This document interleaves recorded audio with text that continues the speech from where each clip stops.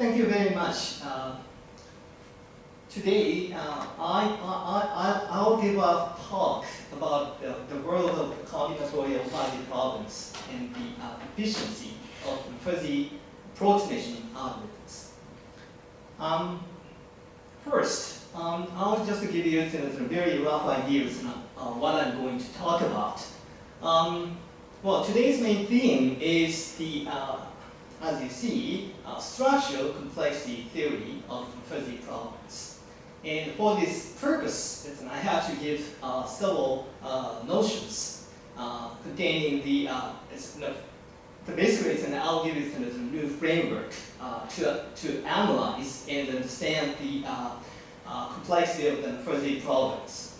And also I have to present how to evaluate complexity in terms of the computation for the problems.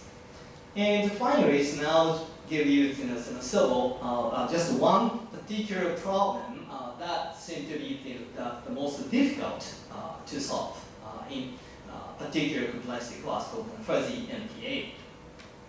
Now, I start with the very fundamental part of the talk.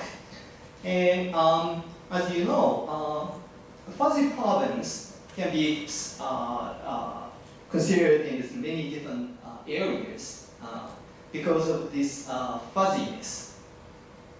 And so I just kind of roughly skip the basic part of the fuzzy, the notion of the fuzzy set.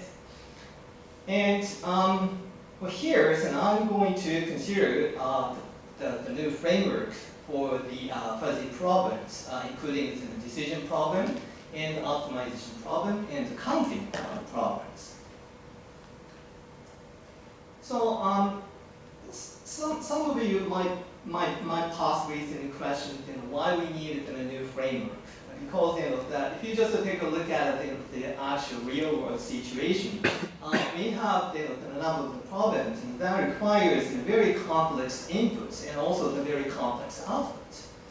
So to deal with those very difficult, complex situations, it's better to expand the currently discussed the notion of the fuzzy problem and fuzzy algorithm. This is one suggestion. We'll consider new framework based on generic fuzzy problems. So this problem is defined in the following ways. So this particular fuzzy problem takes the series of fuzzy objects satisfying some certain condition. That here is now just restrict our interest in fuzzy object with finite support.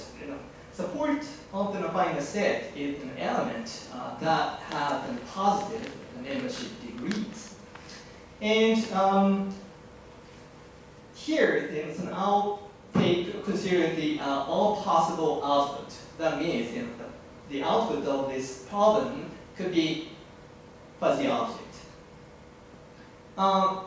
Based on this fuzzy problem framework, I'll consider the decision problem and optimization problem and also the counting problem and so on. So I start with the very rough description of what fuzzy decision problems are. Fuzzy decision problems are actually the fuzzification of the standard decision problem. Decision problem is also known as languages in language theory or automata theory. So the input to this problem is, as I said, a series of fuzzy objects. And output of this problem is the fuzzification of binary string 0, 1, binary bit 0, 1. So 0 is considered to be no, and 1 considered to be yes as an answer to this problem. For example, take a look at this particular example. Suppose you are given a fuzzy graph, and you ask to judge, to answer yes or no, whether this particular fuzzy graph contains the Hamiltonian cycle. So optimization problem, the classification of this optimization problem is very natural. Just simply, take a fuzzy object instead of the standard string object. So to deal with all the generic fuzzy problem in the same framework, it's better to focus on the particular kind of input. In the standard complexity theory, we will just deal with strings and binary strings. For example, then if you have a graph and a matrix, formulas, and whatever you have, then everything is encoded into the binary string. So the theory is built upon a binary string. Similarly, since I'm going to introduce the fuzzy strings, the notion of the fuzzy string.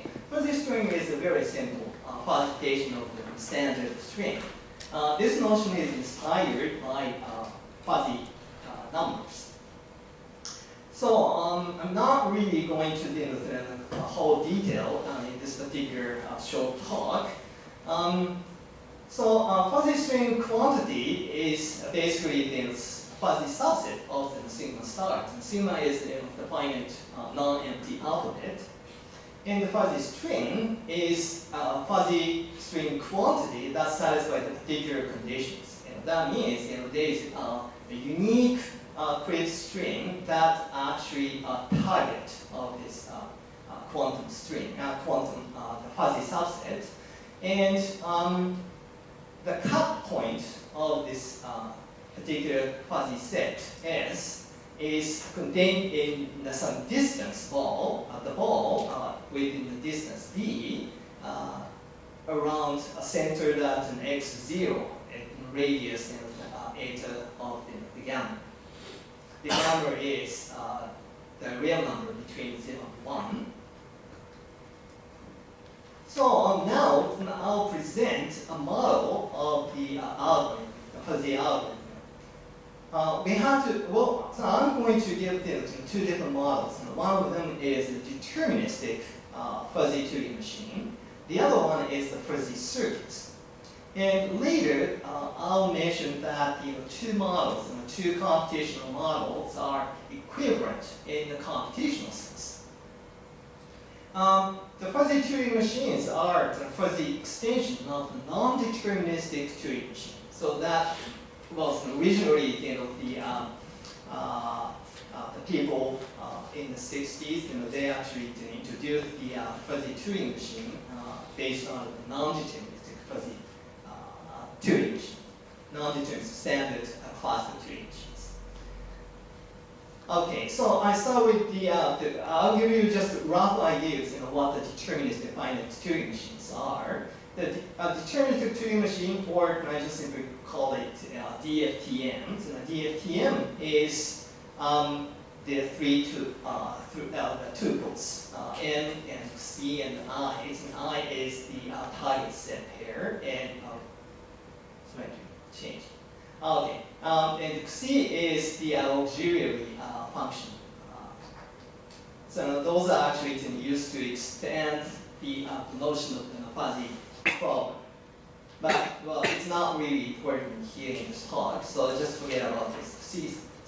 And M is the kind of the classification within a non-deterministic Turing machine. So that is given by this fuzzy transition function delta. So the fuzzy transition function take the classical crisp string, crisp element, and then output fuzzy subset. It might be helpful to give them a picture of what the DFTM looks like. So the standard model for the DFTM has three tapes. One of them is an input and output tape. So this is read-write-up tape. The second one is the actual read-only auxiliary tape, input tape. So this keeps the length of the input S. And the last one is actually used to output the element. So initially, DFTM has the following configuration. The machine starts with the initial state Q0, and the first tape contains X, and the second one is 1 to the L of S. L of S is the length of input S that is defined, defined to be the maximum length of X that is in the support of S. And the last one is all blank. So that's the initial configuration. And the machine works in the following way. Now the machine takes quantum object S and then automatically calculate the L of S, the length of S. And then the machine write it down to the tape, the second tape. And also, depending on S, the machine actually generates another possible element X that have a positive membership degree. And then they start the computation in a very standard way in parallel. That's the most important concept here. So as I described here, if you have these two different computation paths, that could be converged whenever they reach the same configuration. Okay, so that actually change the possibility degree of the particular configuration. And now, I'll give you the notion of the circuit. The circuit is much more easy to understand what it would look like as a machine model. The quantum circuit is composed of the quantum gates. The quantum gates take a number of inputs and a number of outputs. And the circuit consists of fuzzy gates, but those gates are layered by level. So as I show you in the picture, like this one here. So that all circuit, the whole entire thing is a quantum circuit, and it's layered by levels. So now, as I mentioned earlier, two machine models, the Turing machine model and the circuit model, those models are exactly the same thing as long as you restrict your interest into the polynomial time computation. So roughly, the theorem says if you have a DFT, then you can actually construct the fuzzy circuit of the polynomial size that compute exactly the same function. And conversely, if you have a uniform model of the fuzzy circuit, and you can actually define the DFTM that behaves exactly the same way. So now, I'll simply expand the notion of the Turing machine and also fuzzy circuit using a verification system. If you're familiar with an NP problem, an NP problem is actually characterized as the procedure of verifying the correctness of the proof. The proof is supposed to be given. It is in the same ways, we can consider the quantum fuzzy proof verification system, FPVX. So now, someone gives you a quantum, fuzzy object as a proof, and then you start with the original input S and this proof, say phi, and you take this pair and then follow the exactly same computation as I described in DFTN. So the outcome is actually computed in the following way. The one appeared here. Oops, doesn't work. The soup of the machine, the outcome of the machine taking S and phi, and the zero possibility degree of 0 is imp of the machine outcome of S and phi of 0. So I'll give you one particular fuzzy problem that take advantage of the definition of the circuit. This particular problem takes the instance as the fuzzy circuit as an instance and compute the B of 1 is B of 0, pretty much the same way as the taking the suit of the outcome of this circuit, fuzzy circuit C of S, and B of 0 is the inf of the outcome of this circuit. I claim that this particular problem, fuzzy circuit set, is computable or solved using the FPVS, the verification system, in polynomial time. So now we'll move on to define the most difficult problem in the particular complexity class. To do so, first I will introduce the relative approximation. So that is the very popular in optimization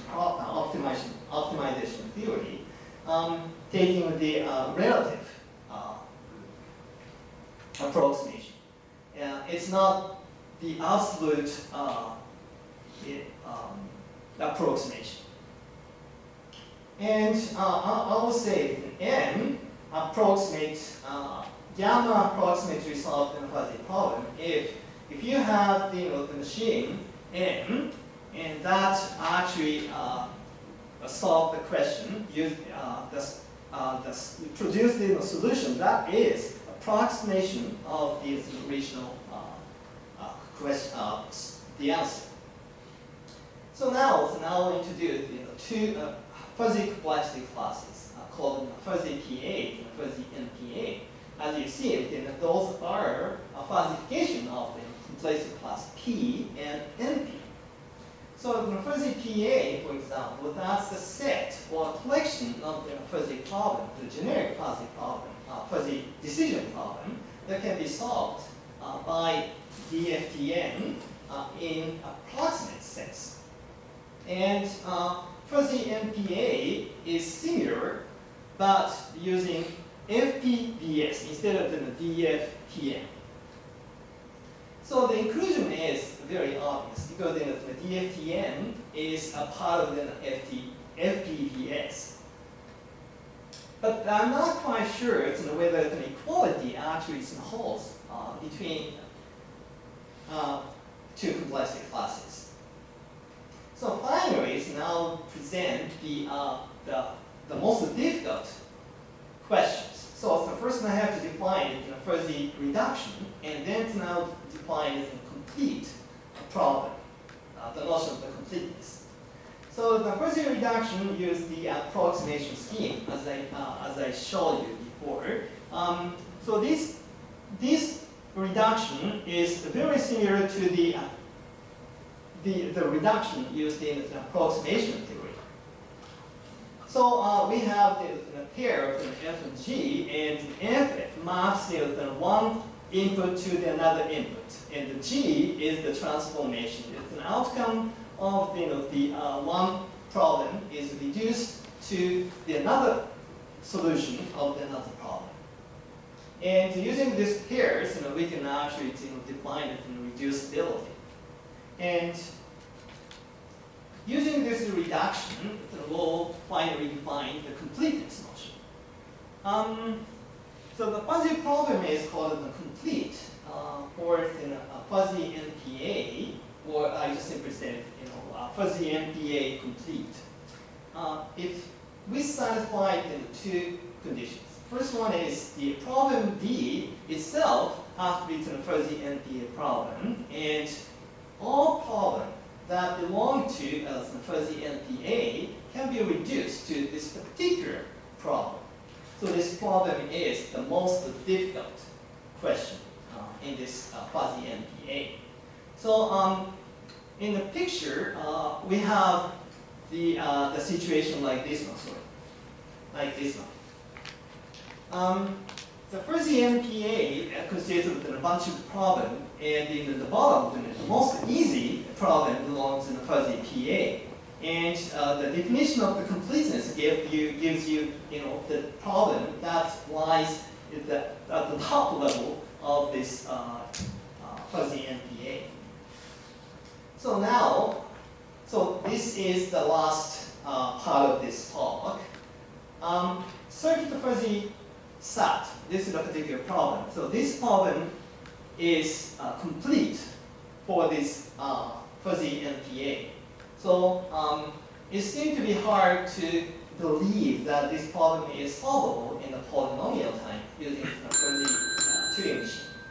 So the proof is very simple. The first one is actually done in the polynomial time, so I just mentioned it. And the second part is also very simple, using fuzzy circuit.